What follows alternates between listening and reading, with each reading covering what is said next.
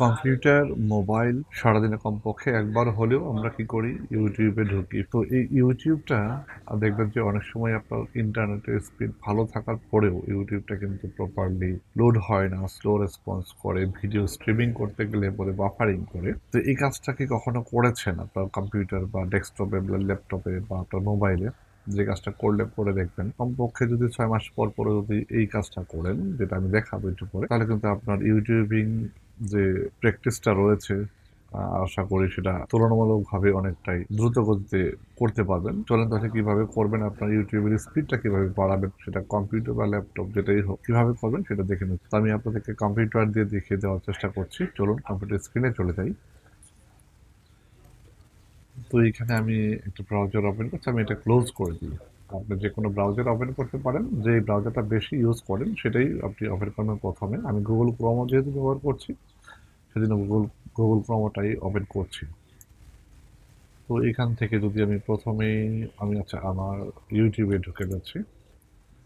দেখেন একটু রেসপন্স টাইমটা বেশি নিচ্ছে। ইন্টারনেটের ব্যান্ডউইথ কিন্তু আমার ভালো আছে, তারপরে রেসপন্স টাইমটা কিন্তু বেশি নিচ্ছে। এটা অনেকেই হয়তো জানেন প্রসেসটা, কিন্তু শুধুমাত্র রিমাইন্ডার দেওয়ার জন্য হয়তো বা এই ভিডিওটা দেখার পর আপনার সাথে সাথেই এটা করলে আপনার ইউটিউবের যে ব্রাউজিং হিস্ট্রিটা, ইউটিউবের যে স্পিডটা আশা করি একটু ভালো পাবেন। সেটা কীভাবে করবেন, কী করবেন?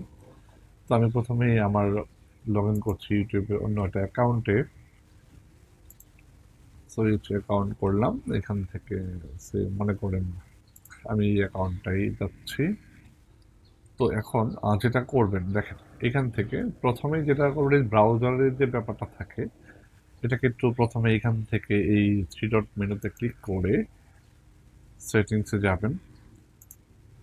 এখান থেকে আপনি এই যে গুগল ক্রোম ব্রাউজারটা রয়েছে এটাকে একটু আপডেট করে নেবেন। আপনার যে ব্রাউজারটাই থাকবে সেটাকে একটু আপডেট করে নেবেন। ক্রোমো ইজ আপ টু ডেট, অর্থাৎ আপডেট রয়েছে অলরেডি। তো এইখান থেকে আরেকটা জিনিস করবেন হচ্ছে, এখান থেকে থ্রি ডট মেনুতে আবার যাবেন, যাওয়ার পরে এখান থেকে যাবেন হচ্ছে এই যে হিস্ট্রিতে যাবেন, যাওয়ার পর হিস্ট্রিটা প্রথমে ক্লিয়ার করে নেবেন হিস্ট্রি। তাহলে ওভারঅল আপনার গুগল ক্রোম ব্রাউজারের যে স্পিডটা রয়েছে সেটা কিন্তু ভালো পাবেন। এখান থেকে এই হিস্ট্রিটাকে ডিলেট ব্রাউজিং ডাটা, এখান থেকে আপনি অল টাইম সিলেক্ট করে দিবেন। তারপরে এখানে যা যা অপশনগুলো রয়েছে তিনটায় টিক মার্ক দিতে পারেন।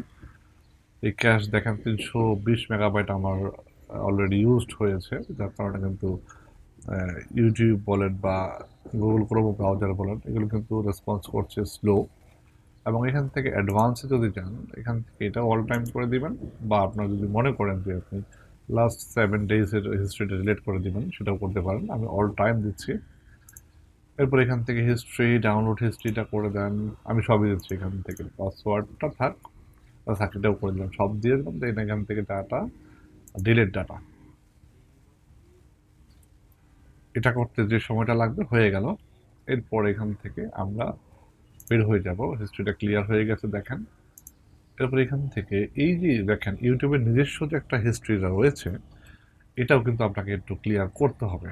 তো আমি এখান থেকে হিস্ট্রিতে যাচ্ছি। এখানে খেয়াল করে দেখেন ক্লিয়ার অল ওয়াচ হিস্ট্রি, এটাতে ক্লিক করে দিব। এখানে বলছে clear all history, clean history, clean pause watch history, এটা দিবেন। এটা দেওয়ার পর এটাও করে দিবেন। Then clean all search history, এটা করবেন। এবং পজ দেওয়া হিস্ট্রি এটাও করে দিবেন। জাস্ট তারপর এই যে ইউটিউবের যে আপনার ড্যাশবোর্ডটা এটা কিন্তু পুরোপুরি এখন ক্লিন হয়ে গেল। এখন যদি আমি আপনাদেরকে একটু দেখানোর চেষ্টা করি, তো এর আগে একটু সাইন ইন করে নিচ্ছি আমার একটা ইয়াতে। সাইন ইন করার পর আবারও এখানে হিস্ট্রিতে যাব। এখানে যা ব্রাউজ করেছি ক্লিন অল ওয়াচ হিস্ট্রি, দেন এখান থেকে ক্লিন ওয়াচ, আবার এটাতে ক্লিক করব। ম্যানেজ অল হিস্ট্রি এটাতে যাব।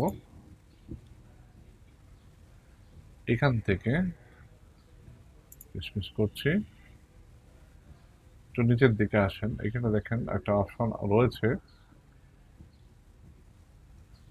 এখান থেকে অটো ডিলেটটা যেহেতু অফ করা থাকে, অনেকেই জানেন না যে আসলে এই ব্যাপারটা কি অ্যালাউ করা উচিত বা উচিত কিনা, বা অনেকে এটা জানেনই না, যেটা সবসময় শুধু ব্রাউজ করতেই থাকেন। কিন্তু এই জিনিসটা যদি আপনি একটু অ্যাপ্লাই করে দেন, তাহলে কিন্তু আপনার ইউটিউবিংয়ের যে প্র্যাকটিসটা, সেটা কিন্তু ওভারঅল আপনার পারফরমেন্সও ভালো পাবেন, স্পিডটাও কিন্তু ইউটিউবে বেড়ে যাবে। তো আমি এটাতে ক্লিক করে দিচ্ছি। এখান থেকে auto delete activity older than, do not auto delete activity. তো এখান থেকে আমি এটাকে ক্লিক করব, দেন এখান থেকে সিলেক্ট করে দিব হচ্ছে 3 মান্থস। এটা আমি কমিয়ে দিলাম, 3 মাসের মধ্যে যা দেখবেন আপনি ইউটিউবে সবগুলো ডিলিট হয়ে যাবে। এটা অ্যালাউ করে দিব এবং এখান থেকে জাস্ট নেক্সট করে দিব, কনফার্ম,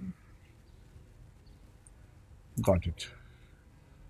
দেন এখানে দেখেন, আমি একটু আসি, এখানে দেখেন some activity may not appear yet, এখনও আসেনি, যেহেতু আজকে এটা ব্রাউজ করা হয়েছে। তো এখান থেকে আমি ডিলেটে যাব, delete today, delete custom range, delete all time. আমি এখান থেকে এটা ক্লিক করে দেব, দেন ডিলেট, দেন গট ইট,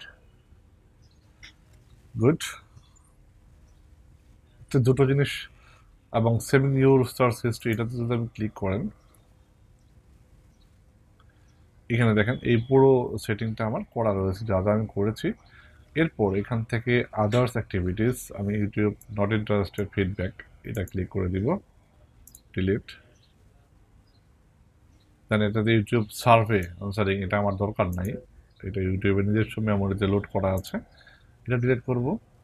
দেন এখান থেকে ইউটিউব কাস্টম ফিডব্যাক, এটাও আমার দরকার নাই, এটাও ডিলিট করে দেব। তো হিস্ট্রি করলাম, কন্ট্রোল করলাম, দেন ইন্টারাকশনসটা দেখি। এখানে দেখেন ইন্টারাকশনে আমার আশা করি কিছুই করার নাই, এখানে যেরকম আছে এরকমই রাখেন। এগুলো আমার ইউটিউবিং সার্চিংয়ের ক্ষেত্রে কোনো ধরনের ইফেক্ট ফেলে না, এবং হিস্ট্রিটা ক্লিন করে ফেলছি অলরেডি। এটা আমরা সিলেক্ট করে দিয়েছি 3 মান্থ, আবার রিচেক করে নিচ্ছি, next, that it.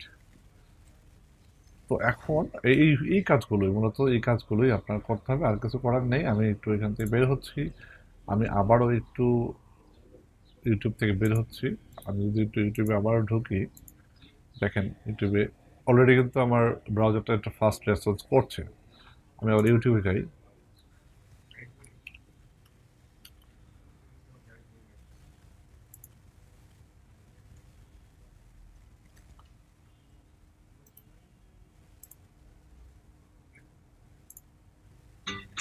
Choosing the